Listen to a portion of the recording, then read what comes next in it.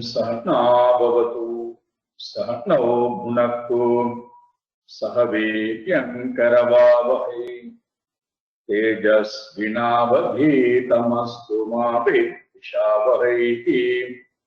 ओम शांति शांति शांति। हरि ओम श्री गुरुभ्यो नमः। हरि ओम।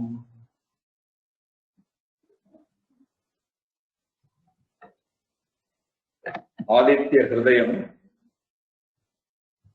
ततो युद्ध परिश्रांतं समरे चिंतया स्थितं रावणं चाग्रतो दृष्ट्वा युद्धाय समुपस्थितं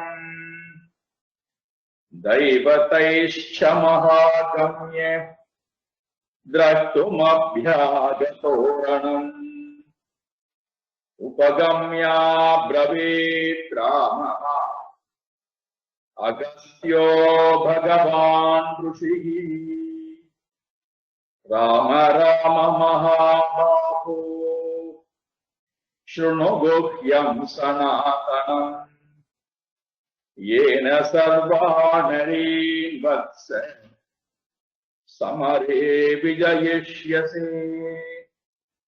आदित्य हृदयं पुण्यं सर्वशत्रुविनाशनम् जयावहं जपे नित्यम् अक्षयं परमं शिवम् सर्वमङ्गलमाङ्गल्यं सर्वपापप्रणाशनम् चिन्ताशोकप्रशमनम् आयुर्वर्धनमुत्तमम् रश्मिमन्तं समुद्यन्तं देवासुरनमस्कृतम् पूजयस्व विवस्वन्तम् भास्करं भुवनेश्वरम् सर्वदेवात्मकोऽप्येषः तेजस्वी रश्मिभावनः एष देवासुरगणान् लोकान् पाति गभस्तिभिः एष ब्रह्मा च विष्णुश्च शिवस्कन्द प्रजापतिः महेन्द्रो धनदकालो यमश्चोमो ह्यपाम्पतिः पितरो वसवस्साध्या कश्विनौ मरुतो मनुः वायुर्वह्निप्रजा प्राणः ऋतुकर्ता प्रभाकरः आदित्य सविता सूर्यः खगः पूषा गभस्तिमान् सुवर्ण सदृशो भानुः हिरण्यरेता दिवाकरः हरिदश्व सहस्राक्षिः सप्त सप्तेर्मरीचिमान् तिमिरोन्मथनशम्भुः त्वष्टा मार्कण्डकोण्डशुमान् हिरण्यगर्भ शिशिरः तपनोऽष्टरो रविः अग्निगर्भोदिते पुत्रः शङ्खशिशिरनाशनः व्योमनाथस्तमो भेदी हृद्यजूसामपारगः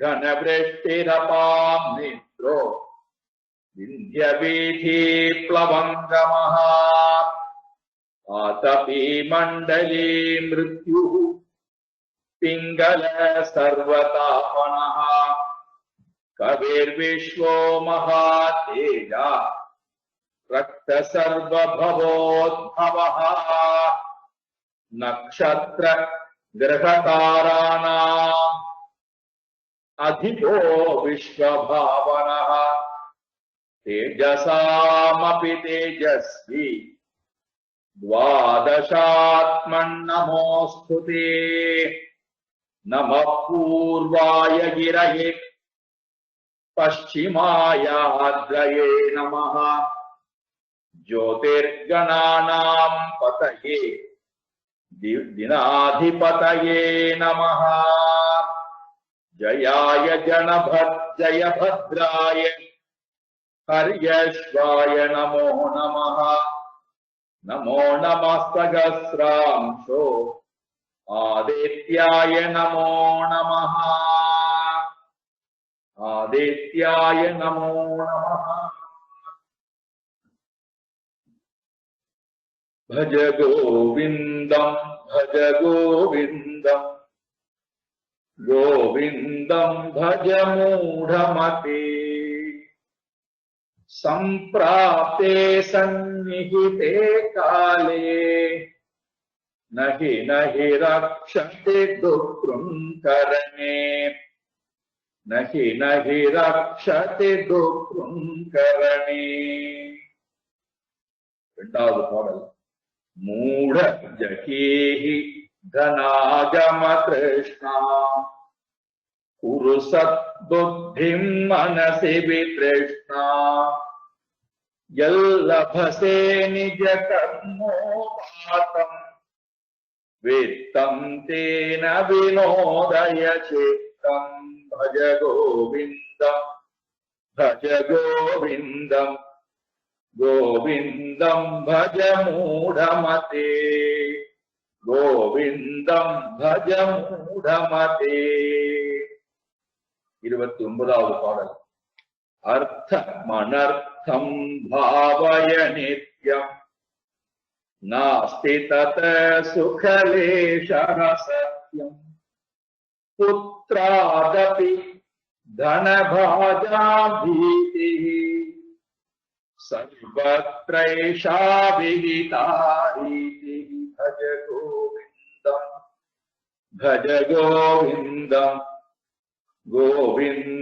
भज मूढ़मते गोविंदं भज मूढ़मते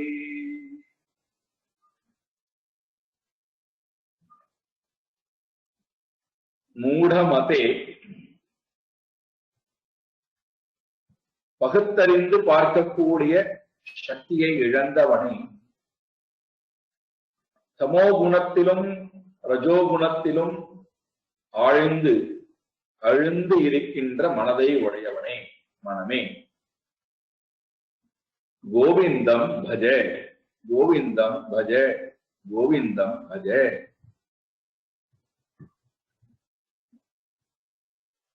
எதற்காக பஜிக்க வேண்டும் கோவிந்தனை காலே சம்பிராப்தே சந்நிகிதே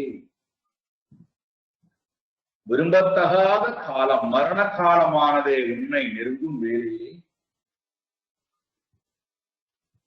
உன்னால் நீ சேர்த்து வைத்திருக்கக்கூடிய அறிவாலோ அல்லது புண்ணிய பாப கர்மங்களினால் உண்டான பலனாலோ யமனிடத்திலிருந்து வருகின்ற அந்த தடைகளை மரணத்தை உன்னால் வீழ்த்த முடியாது. ஆகையினாலே இப்பொழுதே கோவிந்தனை மனமே பஜி.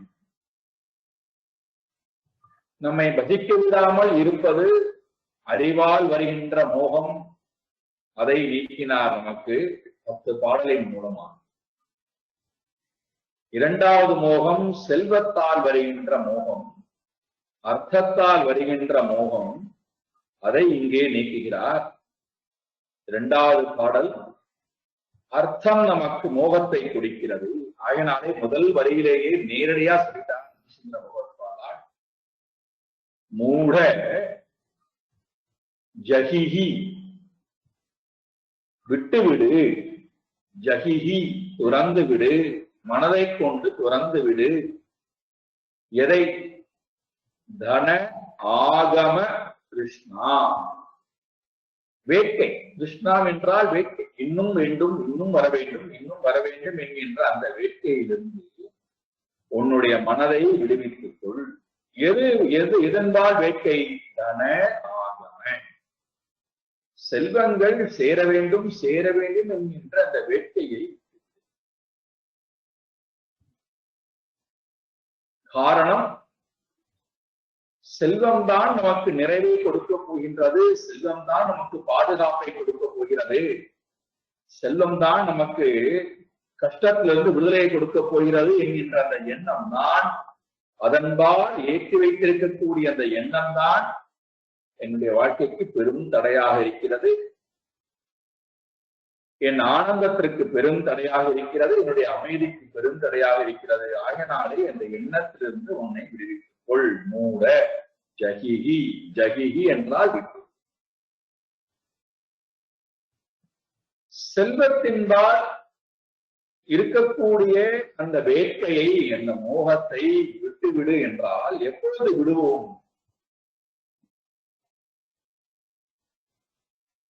செல்வத்தின்பால் இருக்கக்கூடிய தோஷங்களை எல்லாம் நாம் ஆராய்ந்து பார்க்கும் நேரம், அதன்பால் இருக்கக்கூடிய நன்மை தீமைகளை எல்லாம் ஆராய்ந்து பார்த்தால்தான் நமக்கு ஒரு சரியான ஒரு முடிவுக்கு வரும். செல்வம் நமக்கு உண்மையிலேயே உயர்வை கொடுக்கின்றதா? உயர்வான இடத்திற்கு அழைத்துக் கொண்டு போகிறதா? அல்லது நம்மை இந்த செல்வமானது என்ன செய்கிறது என்பதை நாம் ஆராய்ந்து பார்ப்பதன் மூலமாகத்தான் ஒரு முடிவுக்கு வர முடியுமே தவிர, எடுத்த மாத்திரத்தையே செல்வத்துக்கு பின்னாடி போவதை நிறுத்திக்கொள் அப்படின்னு சொல்லிட்டா பல கேள்விகள் நம்முடைய மனதிலே எழும்.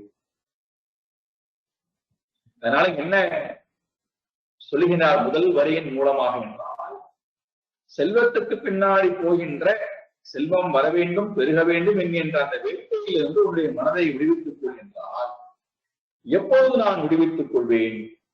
அதன்பால் இருக்கக்கூடிய அந்த மோகம், விபரீதமான எண்ணம் இருக்கு அல்லவா, அது எப்பொழுது என்னுடைய மனதில் இருந்து போகும்? செல்வத்தில் இருக்கின்ற, செல்வம் கொடுக்கின்ற அனுபவங்களை நான் இப்போது வைத்திருக்கிறேன், என்னிடம் இருக்கிறது. செல்வங்கள் என்னென்னலாம் அனுபவங்களை எனக்கு கொடுத்திருக்கின்றதோ அதையெல்லாம் நான் வைத்திருக்கிறேன். அது அறிவாக மாறும். செல்வத்தினாலே, செல்வத்தை சேர்ப்பதனாலே எப்படியெல்லாம் ஒருவன் வாழ்க்கையிலே தன்னுடைய அனுபவத்தை அனுபவிக்கிறான் என்பது அந்த அனுபவத்தையும் பார்க்கும். ஒன்று என்னுடைய சுய அனுபவம், மற்றொன்று மற்றவர்கள் எப்படியெல்லாம் இந்த செல்வத்துக்கு பின்னாடி போய் அவஸ்தைப்படுகிறார்கள், துன்பப்படுகிறார்கள், அந்த விஷயத்தையும் நான் என்னுடைய கண் கொண்டு பார்க்கவில்லை. அதையும் எடுத்து நான் ஆராய்ந்து பார்க்கிறேன். மூன்றாவது, இந்த செல்வத்தை வைத்துக் கொண்டு எப்படியெல்லாம் ஒருவன் கஷ்டப்பட்டு வாழ்க்கையிலே துவண்டு போயிருக்கிறான் என்பதை காதால் கேட்கின்றேன். அதையும் நான் எடுத்து ஆராய்ந்து பார்க்கிறேன். பிறகு சாஸ்திரத்தினுடைய துணை கொண்டு இந்த செல்வம் எப்படி எனக்கு அனுபவத்தை கொடுக்கிறது, அதைத்தான் நமக்கு ஒரு அழகான இலக்கணமாக கொடுத்து விட்டார் 29வது பாடல்ல. செல்வத்தினால உனக்கு என்ன கிடைக்கும்? செல்வத்துக்கு பின்னாடி மனம் போகிறாயே, செல்வம் உனக்கு நிறைவை கொடுக்கும் என்று போகிறாயே, செல்வம் உனக்கு ஆனந்தத்தை கொடுக்கும், துக்கத்தை போகும் என்று நினைத்து போகிறாயே மனமே, செல்வம் அதனுடைய தர்மம் இவ்வளவுதான், அதுவாக உனக்கு இவ்வளவுதான் கொடுக்க முடியும், இதற்கு மேலே உனக்கு அது அனுபவத்தை கொடுக்க முடியாது. என்ன அனுபவத்தை கொடுக்கின்றதா? முதல்ல சொல்ற அர்த்தம். அர்த்தம் என்றால் செல்வம். அர்த்தம் பல பொருள்கள் இருக்கு. அர்த்தம் என்பது, அர்த்தம் என்பதற்கு வேண்ட, அடைய, முயல, அதனால்தான் புருஷார்த்தம்னு பார்த்தோம். புருஷனால் வேண்டப்பட்டு, அர்த்தம் என்றால் வேண்டப்படுவது, மனிதனால் வேண்டப்படுகின்ற செல்வங்கள், அதற்குண்டான முயற்சி புருஷார்த்தம். அர்த்தம் என்பதற்கு ஒரு பொருள் வேண்டுதல், அடைய வேண்டும், இதை அடைய வேண்டும், இந்த விஷயங்களை நான் முயன்று பெற வேண்டும் என்று. அர்த்தம் என்றால் முயற்சி, வேண்டுதல், அடைதல். அடுத்த அர்த்தம், அர்த்தம் என்பதற்கு குறிக்கோள். இதுதான் முக்கியமானது. அர்த்தம் என்பதற்கு சரியான பொருள் எடுத்துக்கொள்ள வேண்டுமானால் குறிக்கோள். என்னுடைய வாழ்க்கையினுடைய குறிக்கோள் எதுல வைக்க வேண்டும்? என்னுடைய வாழ்க்கையினுடைய குறிக்கோள் செல்வத்தை நாடுவதாக இருந்தால், காமம் இன்பத்தை நாடுவதாக இருந்தால், புண்ணியத்தை நாடுவதாக இருந்தால், மோட்சத்தை நாடுவதாக இருந்தால் அது என்னுடைய குறிக்கோள். இந்த நாளுதான் நம்ம நாடுறோம், அந்த உலகத்தை நாட முடியும். தர்ம, அர்த்த, காம, மோட்சம். தர்மம் என்றால் புண்ணியம், அர்த்தம் என்றால் செல்வங்கள், காமம் என்றால் இன்பம், மோட்சம் என்றால் வீடு பேறு. அறம், பொருள், இன்பம், வீடு பேறு. இந்த நான்கையும் ஒவ்வொருவரும் குறிக்கோளாக கொள்கிறார். அது பேர் இங்கே அர்த்தம் என்று சொல்லப்படும். இன்னொரு அர்த்தம், அர்த்தம் என்பதற்கு வஸ்து என்று ஒரு பெயரும் இருக்கு. வஸ்து, பொருள்கள். அதே போல அர்த்தம் என்பதற்கு இன்னொரு அர்த்தம் பயன். அர்த்தமுள்ள வாழ்க்கைன்னு சொல்றோம் அல்லவா, பயனுள்ள மேம்பாடு உடைய வாழ்க்கை. இங்கே என்ன அர்த்தத்திலே பயன்படுத்துகிறார், என்ன பொருளில் பயன்படுத்துகிறார் என்றால் செல்வம்.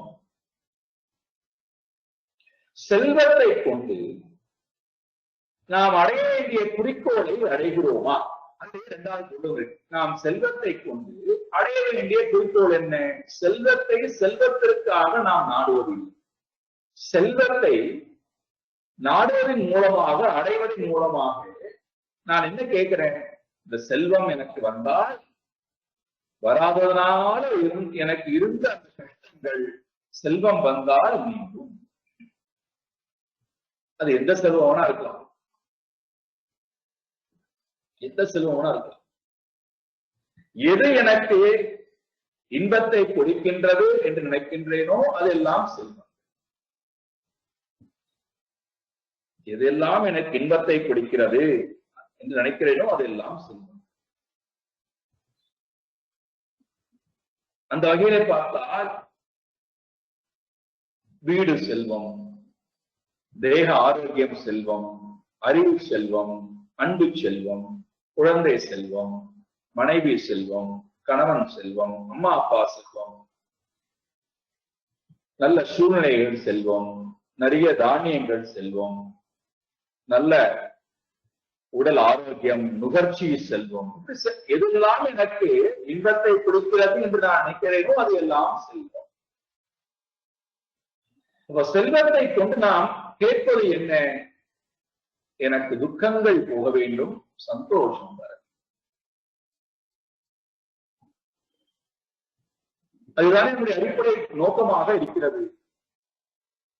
இதுதான் அடிப்படை நோக்கமாக இருக்கின்றது. அப்ப செல்வம் எனக்கு முக்கியம் அல்ல. செல்வத்துக்கு பின்னாடி இந்த செல்வம் என்ன பண்ண வேண்டும்? இதனுடைய குறைபாட்டை நீக்கி என்னை முழுமைப்படுத்த வேண்டும். இதுதான் குறிக்கோள். இந்த குறிக்கோளை நாம் செல்வத்தை கொண்டு அடைந்திருக்கிறோமா என்று நம்முடைய மனதுக்கு கேட்டால், செல்வங்கள் நிறைய வந்துவிட்டது, விதவிதமான செல்வங்களை சேர்த்து விட்டோம். ஆனால் என்ன என்ன என்ன ஏற்படவில்லை? செல்வமானது எனக்கு குறைபாட்டை, என்னுடைய மனதில் இருக்கின்ற நிறைவேற்ற தன்மை. வெளியில எல்லா செல்வமும் இருக்கு, கவனமா இருக்கும். நடந்து கொண்டு போய் கொண்டிருந்த எனக்கு இப்ப அருமையான வாகனம் இருக்கு. அந்த வாகனத்தை பெறக்கூடிய தகுதியை பெற்று நானே சுயமாக சம்பாதித்து வாகனத்தை பெற்று அதை நானே ஓட்டிக்கொண்டு போகிறேன். அந்த பொருள் நிறைவு வந்து விட்டது. பொருளை எல்லாம் வாங்கி நிறைத்து விட்டேன். உலகத்துல யாருக்குமே இல்லாத பொருளாக கூட இருக்கு. பொருள்களை எல்லாம் வாங்கி நிறைத்தாகிவிட்டது. உறவுகள் தான் செல்வம் என்றால் உறவுகள் எல்லா உறவுகளும் இருக்கிறது. ஏன்னா பல பேருக்கு இந்த உறவு எனக்கு இல்லையே, இந்த உறவு எனக்கு, எல்லா உறவும் இருக்கிறது. நண்பர்கள் அந்த சுகம் இருக்கிறது. நல்ல சூழ்நிலையிலே வாழ்கிறேன், எல்லாம் இருக்கு. எல்லா என்னென்னலாம் செல்வம் வேண்டும் வேண்டும் என்று கேட்டு எல்லா செல்வத்தையும் வாங்கி நிரப்பி வைத்து விட்டேன். ஆனால் மனதிலே நிறைவு தன்மை வந்து விட்டதா, குறைபாடு நீங்கி நிறைவானவனாக இருக்கிறேனா என்று நம்மை நாமே ஆராய்ந்து கொண்டால்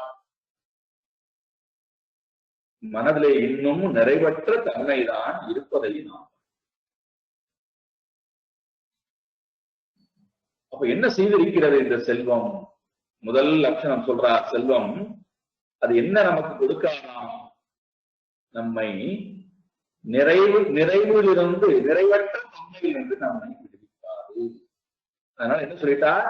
அர்த்தம் செல்வங்கள் அனர்த்தம். 29வது பாடல்ல இந்த அர்த்தத்துக்கு அவர் கொடுக்கிற முதல் விளக்கம் அர்த்தம் அனர்த்தம். அர்த்தம் செல்வங்கள், எல்லா செல்வங்களும் என்னுடைய மனதிலே நிறைவை கொடுக்காது. அனர்த்தமாக அது அனர்த்தத்தை தான் அவை கொடுக்கும். அனர்த்தம்னா என்ன? அது எனக்கு எப்பொழுதும் ஆபத்தை தான் கொடுக்கும், பயனற்ற ஒரு அனுபவத்தை தான் கொடுக்கும். அது எனக்கு பயனை கொடுக்காது, ஆபத்தை தான் கொடுக்கும், நிறுவலைத்தான் கொடுக்கும், கஷ்டங்களைத்தான் அதுவால் கொடுக்கும். அர்த்தம் அனர்த்தம்.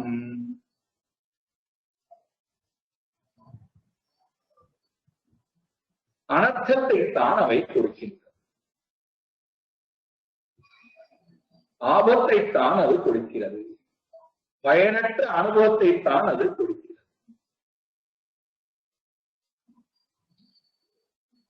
சொல்ல வேண்டுமா? எப்படியெல்லாம் பயனற்ற அனுபவத்தை கொடுக்கிறது? எப்படி அது பயனற்ற அனுபவத்தை கொடுக்கிறது என்றால், ஒரு பொருளை பெற வேண்டும் அப்படின்னா அவ்வளவு சுலபத்திலே நாம் அந்த பொருளை பெற முடியாது. அந்த பொருளை பெற வேண்டுமானால் அதற்காக நாம் எவ்வளவு முயற்சி எடுக்க வேண்டியிருக்கிறது. கடின உழைப்பு, எத்தனை நாட்கள் அதற்காக நாம் வேலை செய்ய வேண்டியிருக்கிறது. உடல் உழைப்பு தேவைப்படுகிறது, கடின உழைப்பு தேவைப்படுகிறது, விடாமுயற்சி தேவைப்படுகிறது.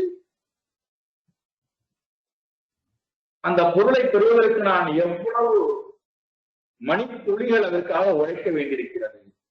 நேர விரயம். அதற்காக எவ்வளவு அறிவை நான் செலவு செய்ய வேண்டியிருக்கிறது. புத்தி விரயம். அதற்காக நான் எவ்வளவு எண்ணங்களை எண்ண வேண்டியிருக்கிறது. மனதிலே உண்டான எண்ணங்கள், என்ன விரயம். ஒரு பொருளை பெற வேண்டும் என்று சொன்னால் அந்த பொருளை பெறுவதற்கு நமக்கு நிறைய பணம் தேவைப்படுகிறது. தன விரயம். இவையெல்லாம் சேர்ந்துதான் நாம் ஒரு பொருளை பெற முடிகிறது. ஒரு அர்த்தத்தை, ஒரு இது எனக்கு தேவை, இந்த பொருள் தேவை என்றால் அதை பெறுவதற்கு நான் இவ்வளவு விலை கொடுக்க வேண்டும். அதை எல்லாத்தையும் சேர்த்து ஒரே வாக்கில கொடுத்தா நான் எவ்வளவு எவ்வளவு விஷயங்களை இழந்து ஒரு பொருளை பெறுகிறேன் என்றால் பகு வித்த வியா. வியம் என்றால் குறைபாடு, அழிவு, தேய்வு. அதான் இறைவனுக்கு ஒரு பேர் அவ்வியம்னு பார்ப்போம். அவ்விய ஆத்மா, குறைவு இல்லாதவர், நிறைவற்றவர். அவ்வியம். வியம் என்றால் எடுக்க குறைந்து கொண்டே வரும். வித்தம் என்றால் செல்வம். செல்வத்தினுடைய குறைபாடு. செல்வம் அழிந்து கொண்டே போகிறது, எடுக்க குறைந்து கொண்டே போகிறது. பகு வித்த வியம். அதிகமான செல்வ விரயத்திற்கு பிறகு நாம் என்ன பண்ணுகின்றோம்? எது எனக்கு இன்பத்தை கொடுக்கும் நினைக்கின்றோமோ அந்த செல்வத்தை பெறுகிறோம். அது எனக்கு பயனை கொடுக்கின்றதா என்றால்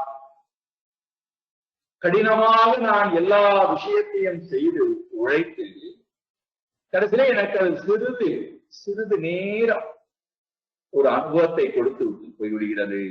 மீண்டும் மனதிலே ஒரு ஏக்கம், மீண்டும் எனக்கு எப்போது கிடைக்கும், எந்த நாள் கிடைக்குமோ, இதே மாதிரி அனுபவம் கிடைக்க வேண்டுமே என்று மீண்டும் ஒரு நிறைவற்ற தன்மையை கொடுத்து பகு வித்த வியா. இதுதான் செல்வத்தை பெறுவதனாலே உண்டான முதல் ஆபத்து. பயனற்ற ஒரு செல்வத்தை எல்லாம் இழந்து ஒரு செல்வத்தை, இதற்காக துன்பத்தை போட்டு இன்பத்தை போட்டு. சரி, இரண்டாவது என்ன நமக்கு நடக்கிறது? இந்த செல்வத்தை எந்த செல்வமாக இருந்தாலும் சரி, அதை பெறுவதற்கு நாம் என்ன செய்கின்றோம்? கடினமாக முயற்சி அடிக்கின்றோம் அல்லவா? அதனால நமக்கு என்ன வருகின்றதா? செல்வங்கள் வர வேண்டுமே, அது என்னை விட்டு போய்விடக்கூடாதே, குறைந்து விடக்கூடாதே, எப்பொழுது வருமோ என்கு மனதுல ஒரு எப்ப பார்த்தாலும் ஒரு சிந்தா, கவலை, மனதில் ஒரு கவலை இருந்து கொண்டே இருக்கிறது. செல்வங்கள் நமக்கு நிறைவை கொடுக்கும் என்று சொன்னால், செல்வங்கள் வருவதற்கு முன்பாக நமக்கு மனதில் நிறைவற்ற தன்மை இருக்கு. செல்வம் வரக்கூடிய காலத்தில் வர வேண்டுமே, இப்படி வந்துவிடக்கூடாதேன்னு ஒரு வந்ததற்கு பிறகு இப்படி போய்விடக்கூடாதே, யாரும் கேட்டு விடக்கூடாதே, குறைந்து விடக்கூடாதே என்பதிலே மனதிலே எப்போதும் ஒரு சிந்தா, கவலை தோன்ற மனதிலேயே நான். இதெல்லாம் அர்த்தம் எனக்கு அனர்த்தத்தை கொடுக்கின்ற தோஷமாகும்.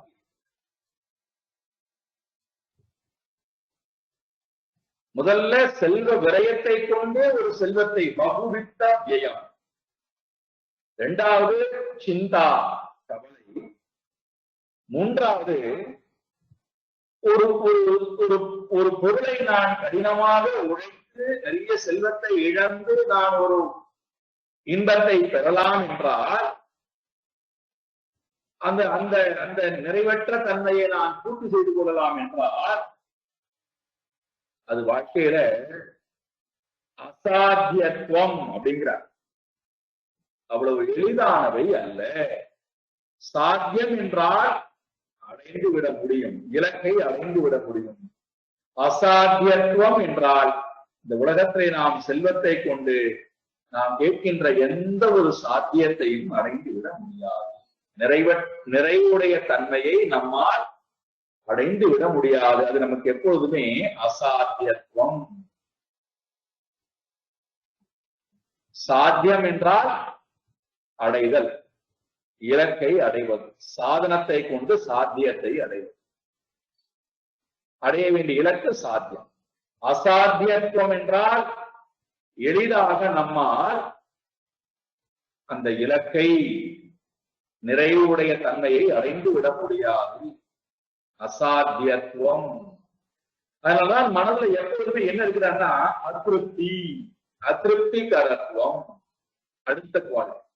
அசாத்தியத்துவத்தை தொடர்ந்து அதிருப்திகரம், மனதில் ஒரு அதிருப்தி இல்லா தன்மை, நிறைவு இல்லா தன்மையை எப்போதும் இன்னும் இது கிடைக்கலையே, இன்னும் இது வரவில்லையே, இன்னும் இந்த நிறைவு வரவில்லையே, இப்படி இருந்திருக்கலாமே, இப்படி இருந்தால் இருக்கும் என்ற ஒரு மனதில் ஒரு நிறைவற்ற தன்மை, திருப்தி இல்லா தன்மை மனதிலே செல்வத்தை கொண்டு கிடைப்பதை பார்க்கிறோம். பகுவித்தவ்யயா, சிந்தா, அசாத்தியத்துவம், அதிருப்திகரத்துவம்.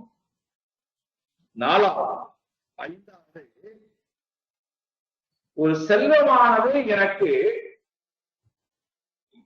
என்ன அனுபவத்தை கொடுக்கின்றது என்றால் இன்பத்தை கொடுப்பதை போல கொடுத்து விட்டு கடைசியிலே அது என்ன செய்து விட்டு போகிறது? துக்கத்தை என்னிடத்தில் சேர்த்து விட்டு போகிறது. துக்ககரத்துவம், துக்கத்தை என்னிடத்திலே விட்டு விட்டு போகிறது. துன்பமே உருவானதாக, துக்ககரம் என்றால் துன்பமே உருவானதாக இருக்கு.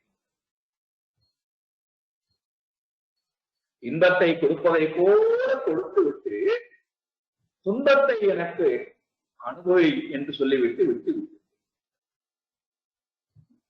நினைத்து பாருங்க. நாம காலையிலிருந்து இரவு வரை விதவிதமான பொருள்களை நாம் சாப்பிட்டுக் கொண்டே இருக்கிறோம். உணவு என்பது பசிக்கு மருந்து அப்படின்னா, அதே உணவை நான் அதிகமாக உட்கொண்டால் அதே உணவு விஷமாக மாறும். எது இன்பகரமாக இருக்குன்னு நினைக்கிறோமோ அதே இன்பத்தை கொடுத்த பொருள் துன்பமாக மாறிவிடுகிறது.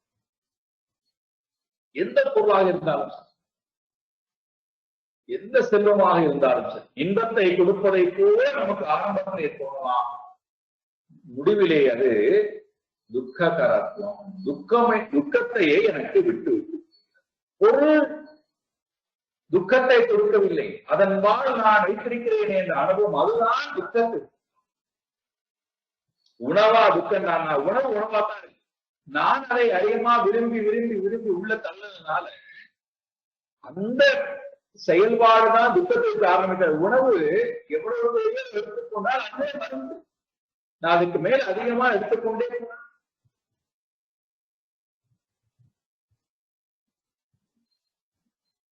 அர்த்தம் அனர்த்தம். ஐந்தாவது, நமக்கு என்ன அனர்த்தத்தை கொடுக்கிறது, என்ன ஆபத்தை கொடுக்கிறது என்றால் திருப்தியை கொடுக்காமல் போகிறது, துக்கத்தை கொடுத்து விட்டு போகிறது. பகுவித்த வியா சிந்தா. மூன்றாவது அசாத்தியத்துவம், நான்காவது திருப்திகரத்துவம், ஐந்தாவது துக்ககரத்துவம், ஆறாவது எந்த ஒரு அனுபவத்தை நாம் அனுபவித்தாலும் அதற்கு என்ன உண்டுடா அப்படின்னா, ஆரம்பம் என்பது உண்டு, முடிவு என்பது உண்டு. எந்த ஒரு சுகத்தை எடுத்துக்கொண்டு நீங்கள் ஆராய்ந்தாலும் ஆரம்பம் முடிவு, ஆதி அந்தவத்வம், ஆத்யந்தவத்வம், ஆதியும் அந்தமும், துவக்கமும் முடிவும் அதற்கு உண்டு. செல்வங்கள் கொடுக்கக்கூடிய அனுபவங்கள் அனைத்தும் ஆதியும் துவக்கமும் உண்டு, முடிவும். ஒரு குறிப்பிட்ட காலத்திலே அந்த இன்பம் துவங்குகிறது, ஒரு குறிப்பிட்ட காலத்திலே அந்த இன்பத்திற்கு நிறைவு என்பது வந்து ஆத்யந்தவத்வம். அதனால்தான் நமக்கு மனசுல ஏழாவது ஒரு குணம் வருகிறது. இதெல்லாம் நமக்கு அனுபவத்தை கொடுக்கறதுனாலதான் மனதுல எப்பொழுதுமே ஒரு ஒரு ஒரு எண்ணம் கொண்டே இருக்கிறது. ஆயாசம். ஆயாசம், ஆயாசம் என்றால் சோர்வு, டயர்டா இருக்குன்னு சொல்றோம்ல ஆங்கிலத்துல. ஆயாசம் என்றால் சோர்வு, உடல் சோர்வு, இந்திரியங்களுடைய சோர்வு, பிராணனுடைய சோர்வு, மனதனுடைய சோர்வு, அறிவினுடைய சோர்வு, இவைகள் எல்லாம் நம்மிடம் எப்பொழுதும் இருப்பதை பார்க்கிறோம். ஆயாசம்.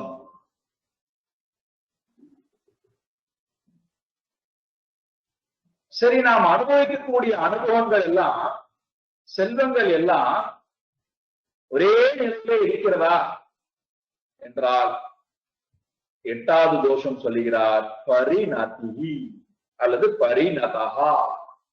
பரிணதி என்றால் பரிணாமம் அடைந்து கொண்டே இருக்கிறது, மாறுகொண்டே மாறுபட்டுக் கொண்டேதான் இருக்கிறது.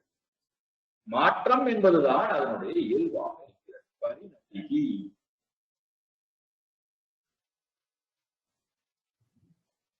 விதவிதமான அனுபவங்களை நாம் அனுபவித்தாலும் ஒரே மாதிரி இந்த அனுபவங்கள் இருப்பது இல்லை, மாறிக்கொண்டே பரிணதி.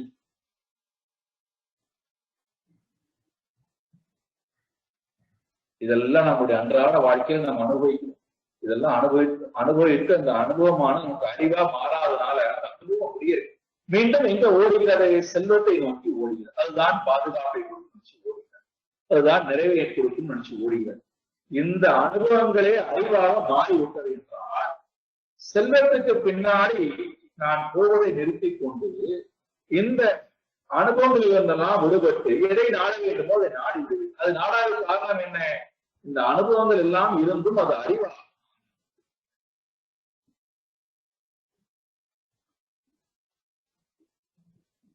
செல்வங்கள் தன்னளவிலே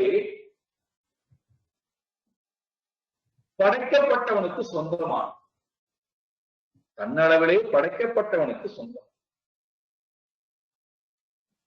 ஆயனாலே செல்வங்களை கொடுத்தவன் எப்போது வேணா எடுத்துக் கொள்ளலாம்.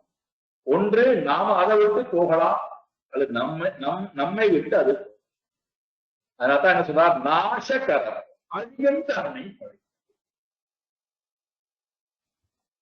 செல்வங்கள் அனைத்துமே அழியும் தன்மை. எந்த செல்வமாக இருக்கலாம், அரிய செல்வமாக இருக்கலாம், அன்பு செல்வமாக இருக்கலாம், எந்த செல்வமாக இருக்கலாம், அழியும் தன்மை படை. நாம் என்ன கேட்கிறோம், போய் செல்வத்திடத்திலே நாசம் அடையாமல் எப்பொழுதும் இருக்க வேண்டும் கேட்கும். ஆனா செல்வங்களுக்கு அந்த அருகதை இல்லை, அது அழியும் தன்மை படைத்தவை. அது கொடுக்கக்கூடிய அனுபவங்களும் அழியும் தன்மை. ஸ்ரீ ராமச்சந்திரமூர்த்தி சீதா பிராட்டியாருடன் லக்ஷ்மணனுடன் தண்டகாரண்யத்திலே சென்று 14 வருட காலங்கள் வனவாசம் செய்ய வேண்டும் என்று ஆக்ஞாபிக்கப்படும் அம்மாவால் அப்பாவிடத்திலே ஆசீர்வாதம் வாங்கிக் கொண்டு கிளம்புகிறார். பையனை வாரி அணைத்து உச்சி முகர்ந்து நெஞ்சோர தழுவிக்கொண்டு ஆசீர்வதித்து அனுப்பக்கூடிய அருகதை இல்லாதவராய் தசரதர் பூமியிலே விழுந்து கிடக்கிறார். அவரை கை தாங்களாக தூக்கி அரியணையிலே அமர்த்துகிறார். பையனிடத்திலே யாச்சகம் செய்கிறாராம், அப்பா நீ காட்டுக்கு போக வேண்டாம், இங்கேயே இரு என்றெல்லாம் நிறைய பேசி பார்க்கிறார். ஒன்றும் நடக்கவில்லை. நான் கொடுத்த வாக்கை மீற மாட்டேன், எனக்கு ஆசீர்வாதம் செய்து அனுப்புங்கள். கடைசி ஆசையாக என்னுடைய ஆசையை நிறைவேற்றேன் என்று இன்று ஒரு இரவாவது இந்த அரண்மனையில என்னுடன் உணவு அருந்தி என்னுடன் இருந்து விட்டு நாளை காலை செல்வேன். ஸ்ரீ ராமச்சந்திரமூர்த்தி தசரத மகாராஜா அவர்களை சொல்றார், இன்று இரவு எனக்கு இந்த மரியாதை கிடைக்கும், உங்களோடு நான் இருப்பேன், இந்த சுகம் கிடைக்கும், நல்ல அருமையான ராஜாக்களுக்கு உண்டான உணவு கிடைக்கும், ராஜ உபசாரம் எல்லாம் கிடைக்கும், ராஜ போஜனம் கிடைக்கும், என்னை எல்லோரும் விழுந்து விழுந்து கவனித்துக் கொள்வார் என்று இரவு. நாளை காலை எனக்கு யார் தருவார்? இந்த சுகத்தை எல்லாம் நாளை தினம் எனக்கு காட்டிலே வேண்டும் என்று கேட்டால் யார் தருவார்? ஆகையினாலே எனக்கு இப்பொழுதே விடை கொடுங்கள், ஆசீர்வதித்து அனுப்புங்கள். நான்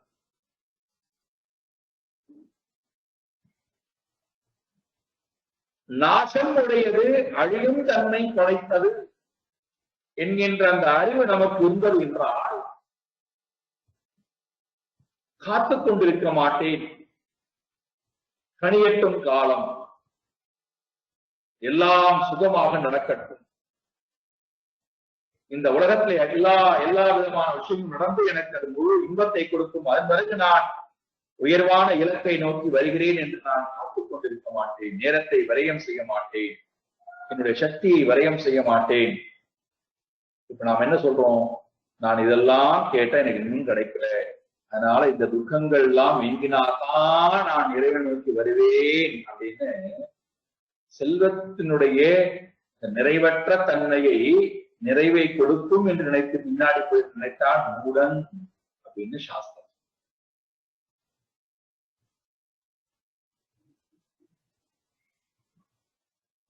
எப்போது வேணால் என்னை விட்டு செல்வங்கள் போகலாம், நானும் செல்வத்தை விட்டு போகிறேன். அதனால்தான் எந்த ஒரு பொருளை கண்டுபிடித்தாலும் அந்த பொருள் இயங்க ஆரம்பிக்கின்ற நேரத்தில் அந்த பொருள் இயங்க ஆரம்பித்து விட்டது என்றால் அதுல என்னென்னலாம் குறைபாடுகள் வரும், அதைத்தான் அந்த பொறியாளர்கள் உட்கார்ந்து கொண்டு சிந்திக்கிறார். இன்ஜினியர்ஸ் என்னென்ன குறைபாடுகள், உதாரணத்துக்கு 4 சக்கர வாகனம் கார் நாம் பயன்பாட்டுக்கு கொண்டு வருகிற நம்முடைய பயன்பாடுகளை கொண்டு வருகிறார்கள் என்றால் அவர்களுடைய வேலையே என்ன? 95% அதில் இருக்கக்கூடிய எல்லா விதமான குறைகளையும் நீக்குவதற்காக உண்டான முயற்சி. அதுதான் இருக்கு. குறைகள் தான் அதுல இருக்கு. நிறைவு என்பது நாம் பயன்பாட்டை வைத்துக் கொண்டு நம்முடைய பயன்பாட்டை பொறுத்து வரக்கூடியது. அதான் சொல்வார்கள், உனக்கு இந்த குறையெல்லாம் வர வேண்டாம் என்றால் நீ இப்படி பயன்படுத்துன்னு சொல்லி அனுப்பும். இவ்வளவு கிலோமீட்டருக்கு மேலே வேகமாக போகாதே, இந்தந்த மாதத்துக்கு பிறகு என்னென்ன நீ உன்னுடைய வாகனத்தை கொண்டு சர்வீஸ் பண்ணிக்கொள். இதெல்லாம் எதை காட்டுகிறது? நீ இவ்வளவு பயன்பாட்டுக்கு உன்னுடைய வாகனம் இருந்தது என்றால் இந்தந்த குறைபாடுகள் கட்டாயம் வரும். அந்த குறைபாடுகளை போக்கிக் கொள்வதற்கு நீ இந்தந்த காரியத்தை செய்து ஆக வேண்டும். இது ஒரு வாகனத்துக்கு மட்டும்தான் பொருத்தமா என்றால் இந்த வாகனத்துக்கும் அதேதான். அங்க எப்படி 4 சக்கர வாகனமோ அதே போல ஜீவனுக்கும் 4 சக்கர வாகனம் இருக்கு. நம்மளுக்கு 4 சக்கரம் இருக்கு. சரீரம் என்று சொல்லக்கூடிய சக்கரம், இந்திரியங்கள் என்று சொல்லக்கூடிய சக்கரம், மனம் என்று சொல்லக்கூடிய சக்கரம், அறிவு என்று சொல்லக்கூடிய சக்கரம். இந்த 4 சக்கர வாகனத்தை கொண்டு நாம் இலக்கை அடைய வேண்டும் என்று சொன்னால் இந்த 4 சக்கரத்திற்கும் குறைபாடுகள் கட்டாயம். அழிவு என்பது கட்டாயம், பயன்படுத்த கட்டாயம்.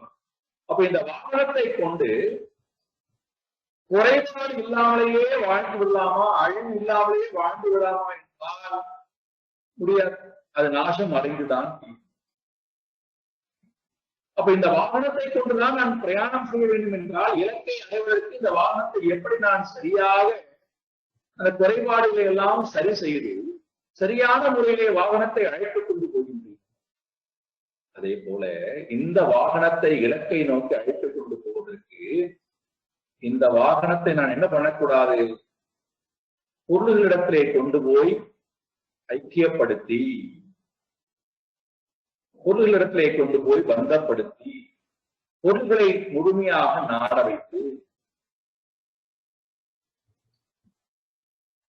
அப்ப என்ன ஆகுண்டானா அந்த பொருள்கள் முழுமையாக இந்த வாகனத்தை நிறுத்தி விடுகிறது, நடக்க விடாமல் செய்கிறது, முன்னோக்கி போக விடாமல் செய்கிறது.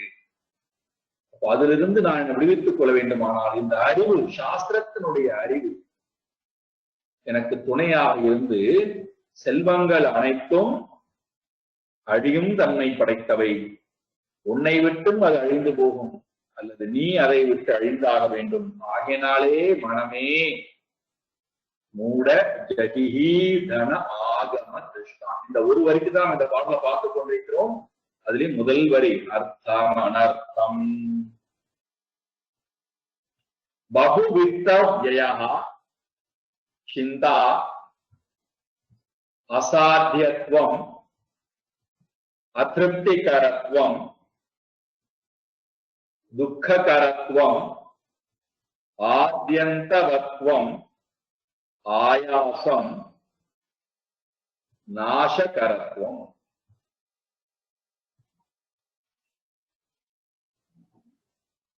அடுத்த பெரிய இழப்பு எது அப்படின்னா, அர்த்தத்தை நாடியே மனம் போவதனாலே பெரிய இழப்பு என்ன? புத்தி நாசம், பகுத்தறியக்கூடிய அறிவை நாடுகிற. குறிக்கோளை நோக்கி போக வேண்டியது போய் என்னுடைய குறிக்கோளுக்கு எப்படி ஆகிவிட்டது? செல்வம்தான் வாழ்க்கையின் குறிக்கோள், அதுதான் எனக்கு நிறைவை கொடுக்கும், இன்பத்தை கொடுக்கும், அதை அடையத்தான் வந்திருக்கிறேன் என்று இலக்கை நான் அடைய வேண்டியது போய், சாத்தியத்தை அடைய ஆசைப்பட வேண்டியது போய் சாதனத்தையே பிடித்துக் கொண்டிருக்கிறேன். சாதனங்களை பிடித்துக் கொண்டு சாதனங்கள் எனக்கு நிறைவை கொடுக்க வேண்டும் என்கின்ற எண்ணத்தோட வாழ்கிறேன். ஆகையால் என்ன ஏற்பட்டுகிறது? பெரிய நாசம், பெரிய ஆபத்து, புத்தி நாசம், பகுத்தறியக்கூடிய அறிவு என்னை விட்டு போகிறது. இதற்கு பின்னாடி நாம் போறதுனால நம்முடைய உடல், இந்திரியங்கள், மனம், புத்தி இவைகள் எல்லாம் ரோகம் ரோகம் கொள்கிறது. வியாதியை அனுபவிக்கின்றோம். மனோவியாதி, புத்தியிலே மோகம் என்கின்ற வியாதி, இந்திரியங்கள் எல்லாம் செயலற்று போகின்றது, உடல்லே வியாதி வருகிறது. இவைகள் எல்லாம் ஏற்படுவதை நாம் பார்க்கிறோம்.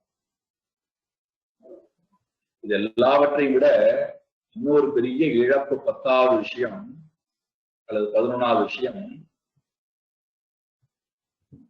குறிக்கோளை நோக்கி நம்மை போக விடாமல் இந்த அர்த்தம் என்ன பண்ணுகிறது? அனர்த்தத்தை குறிக்கிறது. எப்படி?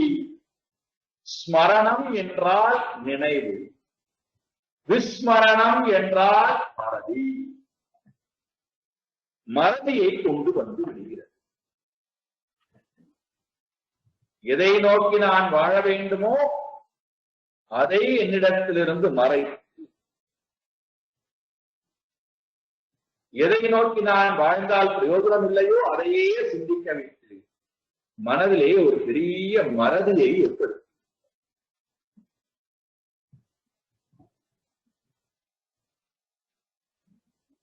கபில மகரிஷி கபில அவதாரம் எடுத்து வருகிறார் பகவான்.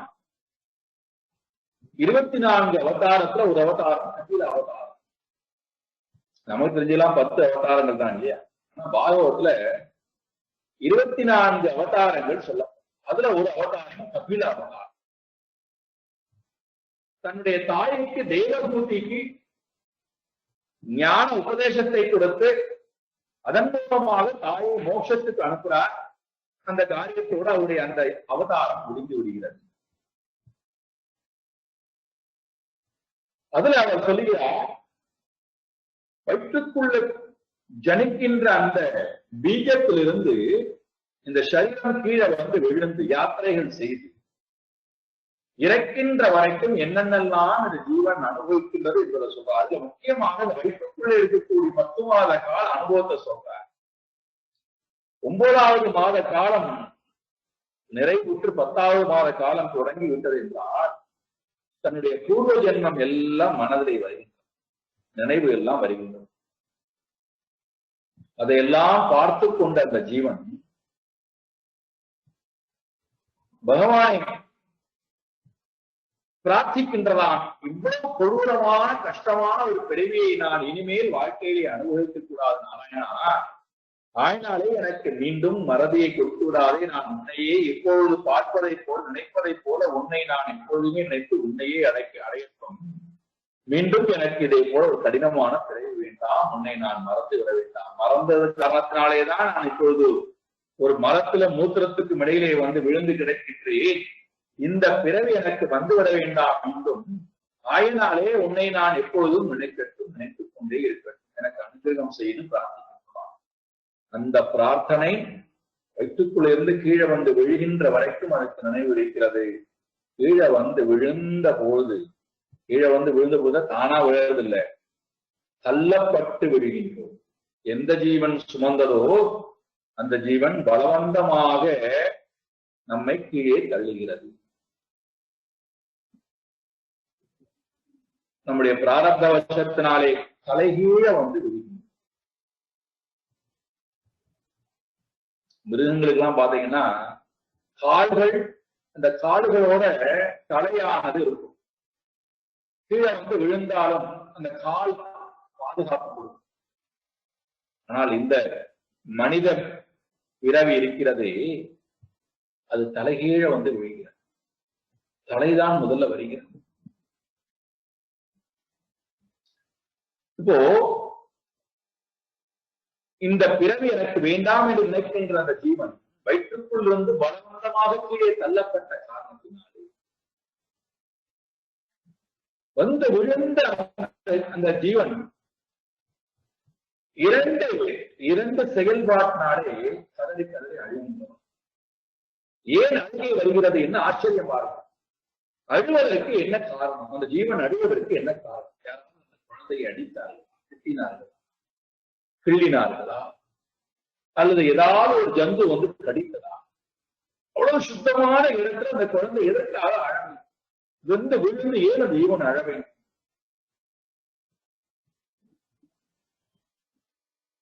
என்றால் பிரிவாற்றாமை. தான் எதை நினைத்ததோ அதை நினைக்க முடியாமல் போய்விட்டதே. அப்படி நான் ஒருவேளை நினைத்திருந்தானேனால் இந்த பிறவி எனக்கு கிடைக்காம நான் மோட்சத்தை அடைந்திருப்பேனே, மீண்டும் எனக்கு ஒரு பிறவி கிடைத்து விட்டது இறைவா, நான் என்ன பாவம் செய்தேன் இவ்வாறு மறுபடியும் பிறப்பது? ஆகினாலே நான் எப்போது மீண்டும் ஒன்றை அடைவேனோ, மீண்டும் எப்போது நான் உன்னை நினைப்பேனோ என்று அந்த ஏக்கம், அந்த வலி அந்த குழந்தைக்கு அழுகையாகும். இறைவனை புரிந்து மனதில் இறைவனை பற்றி நினைவு வராத காரணத்தினாலே அழுகை. அதை விட கொடூரமான வேதனை என்னவென்றால், மீண்டும் இந்த ஜீவராசிகள் எல்லாம் பார்த்து, இந்த ஜீவராசிகள் எல்லாம் ஒன்றாவது எனக்கு ஞானத்தை காட்டப் போகிறதா, உயர்வை காட்டப் போகிறதா, இது எனக்கு காட்டுமா, இது எனக்கு காட்டுமா, இந்த ஜீவன் எனக்கு காட்டுமான ஒவ்வொரு ஜீவராசியாக கண்டு பார்க்கிறான். தேடி தேடி எந்த ஜீவனுக்கும் அந்த சைத்தன்ய பாவம் இல்லாததுனால அதை பார்த்தும் அந்த குழந்தைக்கு வெறுப்பு அழு.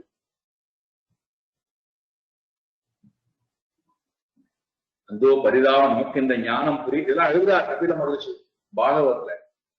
நமக்கு இந்த ஞானம் இல்லாதனால குழந்தை அழுதுனா ஒண்ணு நாம வந்து சாக்லேட் எல்லாம் கொடுக்கும், சக்கரை பொம்மை எல்லாம் கொடுக்கும். எதுக்குறாங்க? குழந்தைக்கு உயிர் வந்திருக்கு, அது துன்பப்படுகிற தன்னுடைய பிறவியை நினைத்து நம்முடைய சுயநலம், நமக்கு ஒரு ஜீவன் வந்து அடிமை வந்து சிக்கி விட்டது, அதனுடைய துன்பம் நமக்கு இன்பம். இங்கே அந்த ஒரு அனுபவமானது விஸ்மரணம். அதுதான் புரட்சியாளர் கேட்கிறார் முகுந்த மாலையில, அவிஸ்மிருதிஹி தத் சரணாரவிந்தேஹி. பிறவி எடுக்குந்தோறும் எனக்கு மறதியை கொடுத்துடாதே முகுந்தா. முகுந்தமோத்னா பிரணிபத்யயாச்சே பவந்தமேகாந்தமியந்தமர்த்தம் அவிஸ்மிருதி த்வக் சரணாரவிந்தே. பாவே பாவே ஹிருதய பவனே பாவயேயம் பவந்தம். பிறவி எடுக்குந்தோறும் ஹிருதய கமலத்திலே உன்னையே வைத்து நான் ஆராதிக்கட்டும். அதுல எனக்கு மறதி வேண்டாம், விஸ்மரணம் வேண்டாம். அவிஸ்மிருதி த்வக் சரணாரவிந்தம். உன்னுடைய பாதாரவிந்தத்திலே மறதியை கொடுத்து விடாது. மனம் உன்னையே நினைக்கட்டும், உன்னையே. அதை நினைக்க விடாமல் செய்வது இந்த அர்த்தம். அர்த்தத்தின்பால் நமக்குள்ள மோகம்.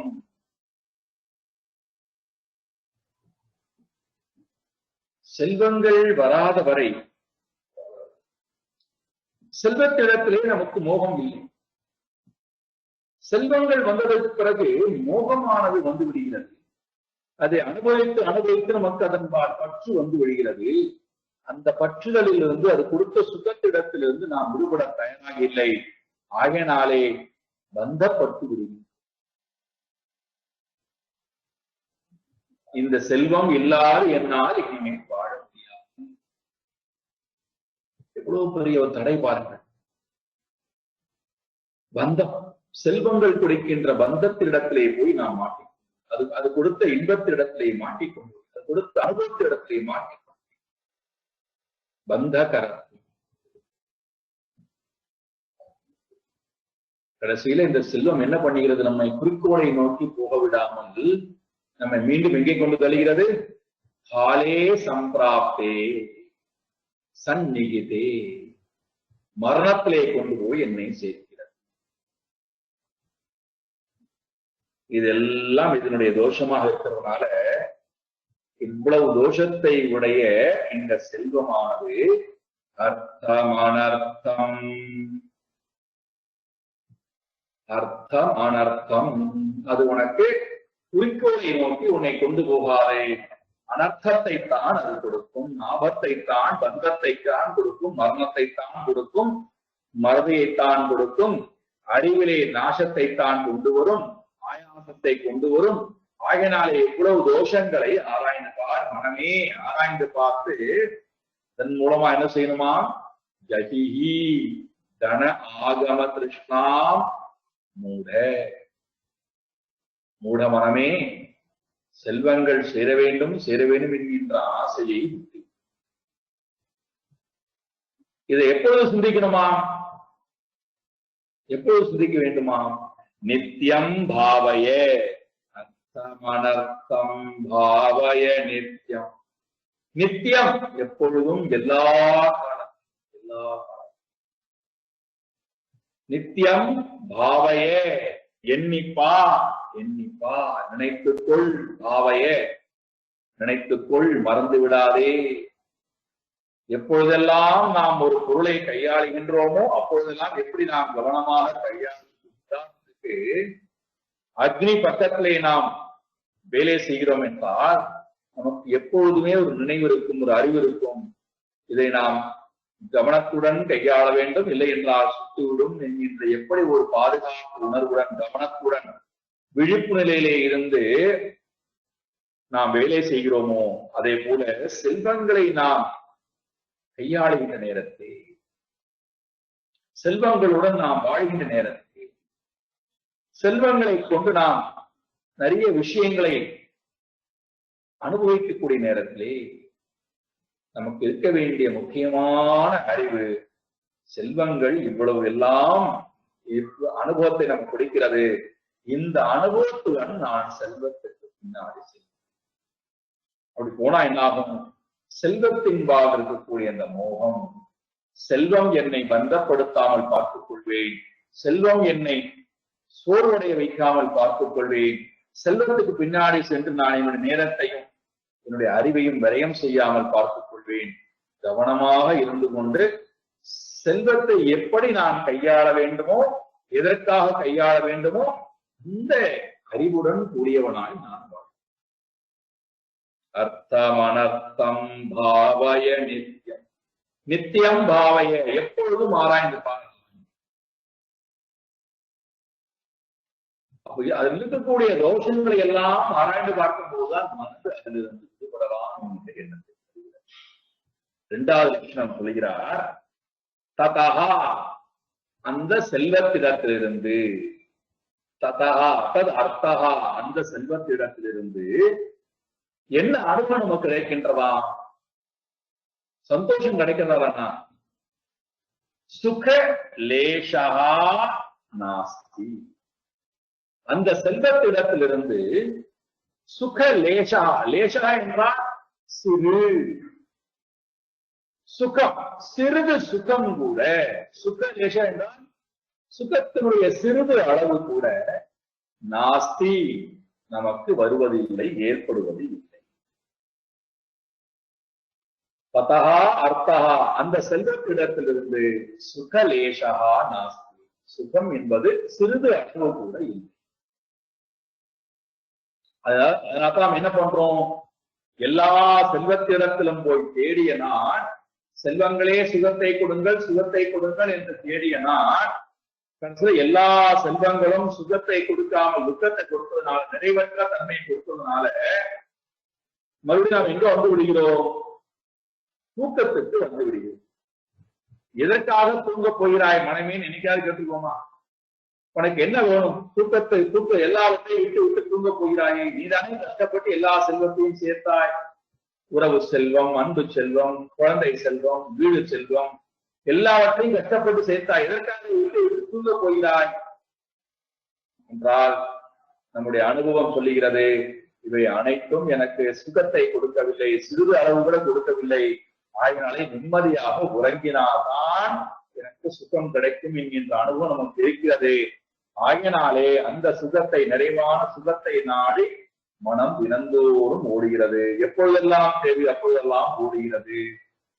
மனதுக்கு இந்த அர்த்தங்கள் சுகலேஷா சத்தியம் நாஸ்தி, ஒரு சிறிது கூட இந்த அர்த்தத்திடத்திலிருந்து சுகம் இல்லை.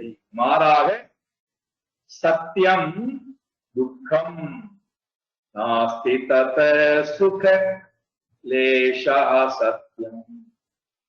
ஒரு பொழுதும் கூட சுகம் இல்லை, துக்கம்தான் அதனிடத்திலே இருக்கிறது. இது சத்தியம்ங்கிறார். இது உண்மை, இதுதான் உண்மை, சத்தியம். இது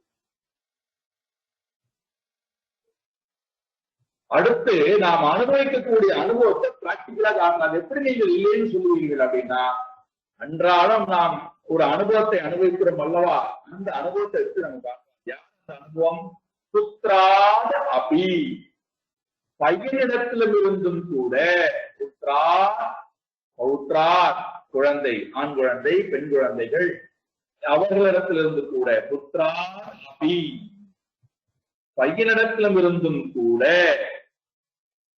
என்ன வருகின்றதா நமக்கு இந்த அர்த்தத்தை, பையன்கிற அர்த்தத்தின் மூலம் என்ன கிடைக்கிறதா, பீதிஹி, பயமானது வருகிறது.